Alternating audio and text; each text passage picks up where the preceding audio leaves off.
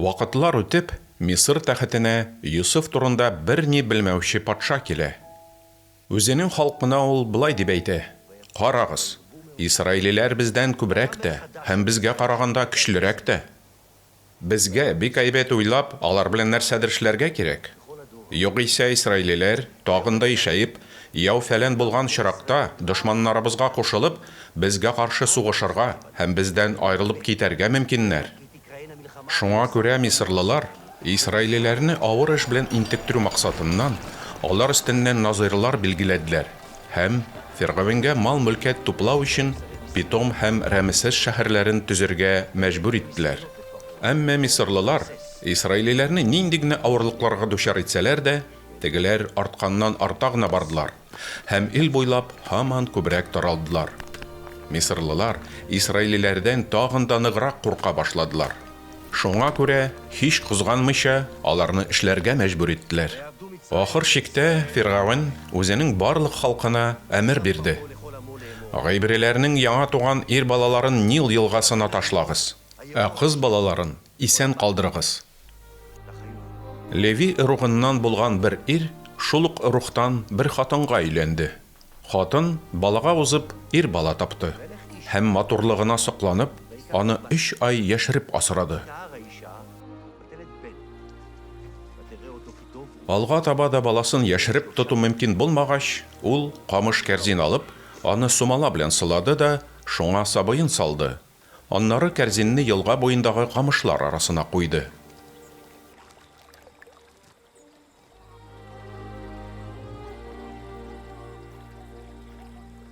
Сабыйның апасы исә аның белән нәрсә булыр икән дип ерактан күзәтеп торды.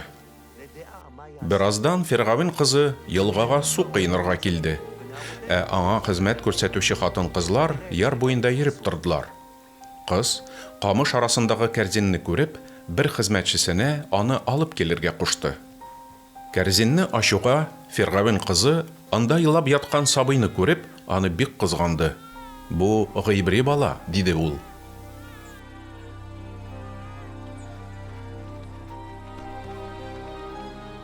Сабыйның апасы Фиргавен кызы янына килеп, сабыйны күкрәк сөте белән туендырырга һәм аны тәрбияләргә берәр гыйбри хатынны табып китеримме, дип сорады. "Бар, китер", диде Фиргавен кызы. Сабыйның апасы китте һәм баланың анасын алып килде. "Бу сабыйны ал да, миңа аны имезеп үстереп бир", диде Фиргавен кызы. "Мин сиңа түләрмен." Хатын баланы үзенә алып, аны карады бакты. Бала үсә төшкәч, ул аны Фиргавен кызына бирде, кыз исә аны үз баласы кебек кабул итте. Ул аңа Муса дигән исем кушты һәм әйтте: "Чөнки мин баланы судан үзем тартып чыгардым", диде. Үсеп җиткәч, Муса бер вакыт үз халкы арасына чыкты һәм аның авыр хезмәт башкаруын күрде. Шунда ул бер Мисырлының үз халкы кешесен, гыйбрене кыйнавын күреп алды. Як-ягына карады да, бер кем дә юклыгын күргәч, әлеге Мисырлыны үтереп, кымга күмеп куйды. Мусаның нәрсә эшләгәнен белгәч, Фиргавен аны үтертергә теләде. Муса исә Фиргавеннән качып, Медиан җиренә юл тотты. Анда ул бер кые янына килеп утырды. Күп вакытлар узды. Мисыр патшасы үлде, Исраиллеләр авыр эштән зар еладылар, сыкрандылар. Аларның фәриятлары Аллаһыга барып иреште.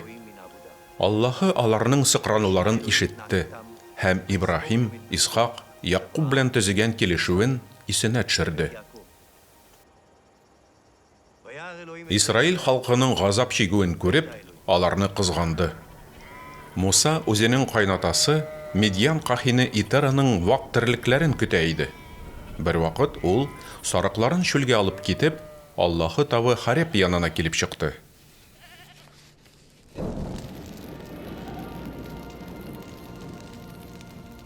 Шунда янып торган күгән куагы эчендә аның алдында Раббы фәрештәсе пәйда булды. Муса куакның януын, әмма һич янып бетмәвен күрде.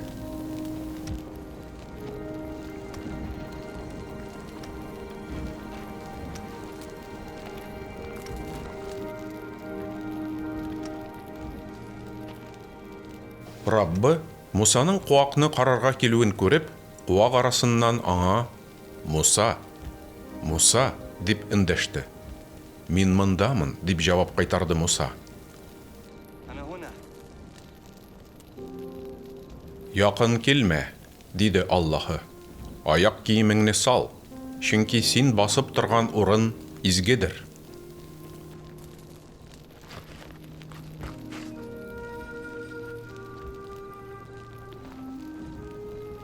Мин синең ата-бабаларыңның Алласымын. Ибрахим, Исхак һәм Якубның Алласы. Муса Аллаһыга карарга куркып, йөзен каплады.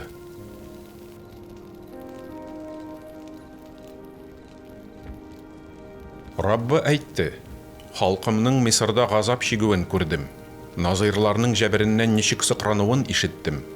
Мин әлеге халыкның ачы кайгысын беләм. Менә мин хәзер сине Фиргавен янына җибәрәм. Бар, һәм минем халкымны, Исраил халкын, Мисыр җиреннән алып чык».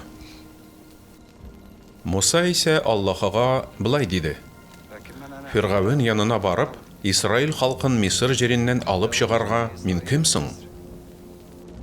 Муса: «Әгәр мин барып, Исраил халкына мине сезнең ата-бабаларыгызның Алласы җибәрде дисәм, алар миннән аның исеме ничек соң дип сораса, мин нәрсә дип җавап кайтарырмын?» диде.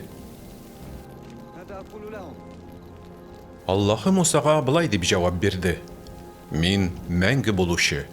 Исраил халкына сезнең янга мине мәңге булучы җибәрде дип әйт». Шунда Муса: «Әгәр Исраил халкы миңа ышанмаса, сүземне тыңламаса, Раббы синең алда пәйда булмады дисә, нәрсә эшләрмен?» дип сорады. Раббы Мусадан: «Синең кулыңда нәрсә ул?» дип сорады. «Юл таягым» дип җавап кайтарды Муса.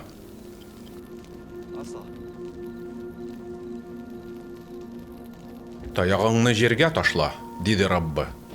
Мусаның таякны җиргә ташлавы булды, таяк шундук йыланга әверелде.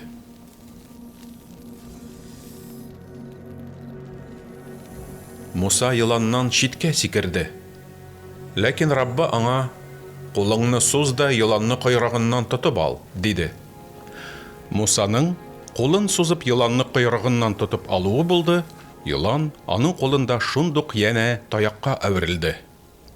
Раббы әйтте: «Менә шулай эшлә. Шул чагында кешеләр ата-бабалары Раббы Алласының, Ибрахим, Исхак һәм Якуб Алласының синең алда пәйда булуына ышанырлар». Әмма Муса Раббыга әйтте: «И хуҗа хакимем, мин элек тә матур итеп сөйләми идем.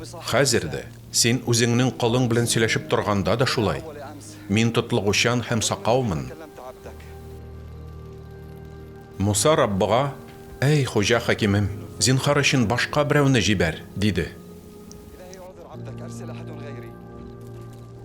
Шул чак Раббы ачуланып әйтте: «Леви ыругыннан Харун синең туганың түгелме? Мин аның сүзгә оста икәнен беләм.